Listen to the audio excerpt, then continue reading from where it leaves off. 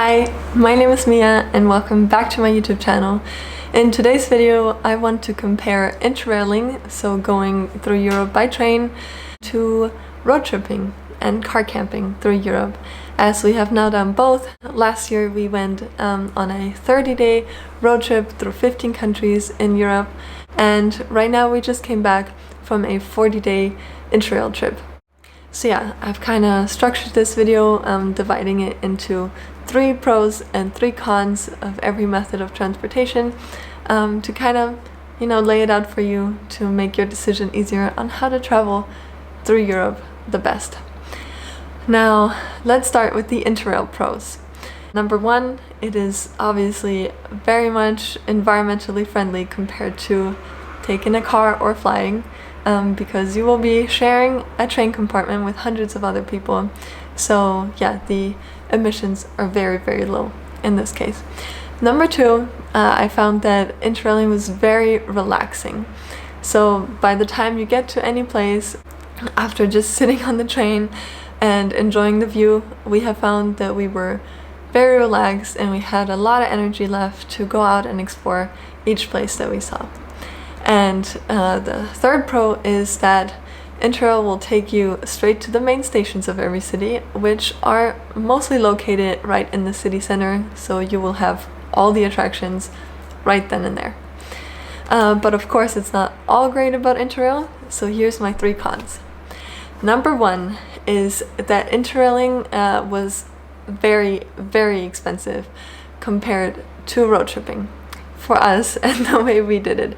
Of course, it totally depends on how you travel, but if you've seen my Interrail vlogs and if you've seen my car camping and road trip vlogs, you can kind of see the difference right there. And we found that especially accommodations really add up. So since an Interrail ticket is not just buying the ticket itself, you also need to buy seat reservations, you need to buy food, and like I said, the accommodations add up so much. The second con is that Interrail is not as flexible as road tripping, as you of course rely on the train times.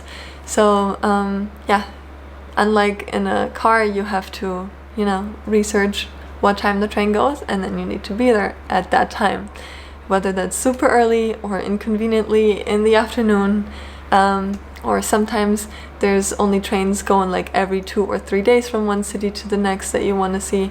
So yeah, you kind of have to adapt to the train schedule and you cannot really make your own.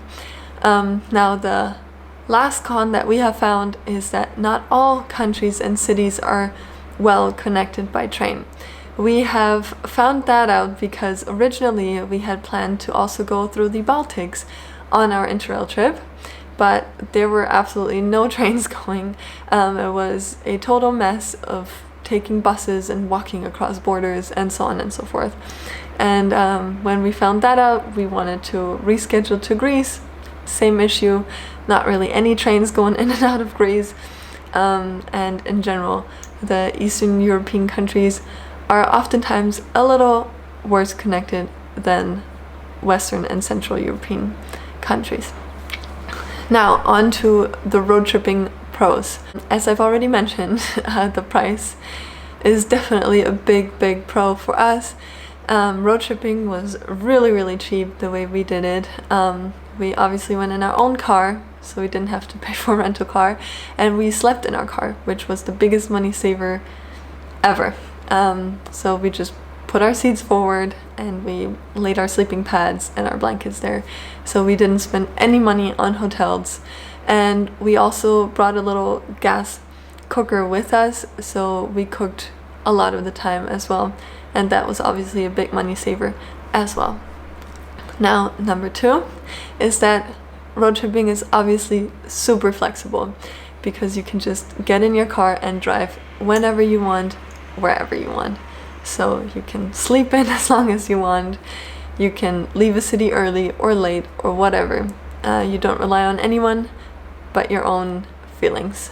And number 3, the last pro that I found for road tripping over interrailing, is that you don't have to carry your things around with you.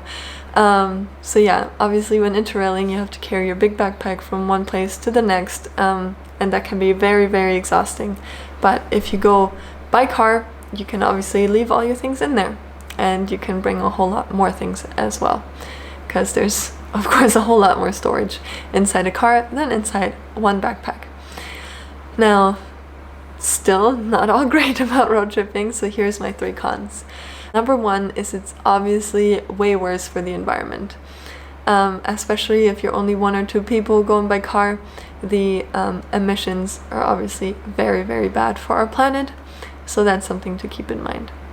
And the second con is that it's also pretty exhausting to drive. Now, yeah, by the time you get from one place to the next, especially if it's a long distance between the two, oftentimes you will get to your next destination and you will just be completely exhausted and tired, and you won't really have motivation to go out and explore as much. And number 3 would be that it can be pretty uncomfortable sleeping in the car, whether that's the limited amount of space you have, the temperature is hard to regulate in a car, or you know, your sleeping pad is just too hard and your back hurts from sleeping there. But also showers. Showers were probably one of the biggest issues while road tripping, and obviously you will feel a lot of discomfort if you haven't showered properly in a while.